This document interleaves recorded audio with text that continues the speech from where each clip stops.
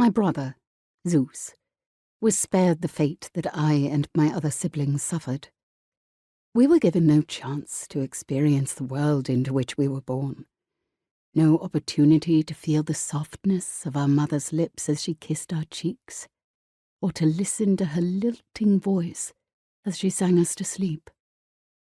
We did not spend our childhoods feeding on milk and ambrosia, or wrapped in fine threads, hair adorned with laurels as we raced through the great gilded arches of our royal palace.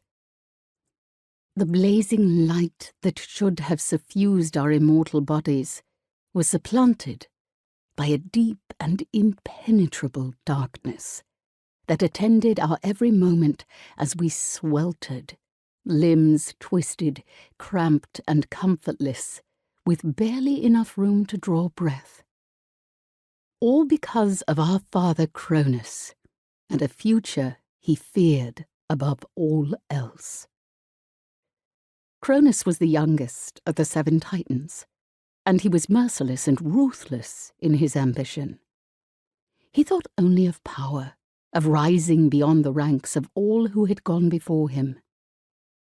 Years before my birth, and armed with only a sickle, he had overthrown his own father, the king, castrating him while he slept. In that moment, he snatched the throne and had no intention of ever relinquishing it. But a prophecy was made, one that foresaw his demise at the hands of his own child. That child would steal his throne and become the most powerful god the world had ever known. Cronus was determined that such a thing would never come to pass, and hatched a wicked plan to thwart fate. Oppressive and controlling, he took his sister Rhea as his wife. With her burnished flowing hair, Rhea was gentle and kind, everything that Cronus was not. She found pleasure in tranquility, contentment in serenity. She would spend her days walking, crossing fields where the wind would whip the long grasses, creating ripples like waves on a great sea. She would dangle her feet in the cool waters of the river Neda, and bathe with the nymphs who dipped and dove in the soft spume that bubbled over the rocky riverbed.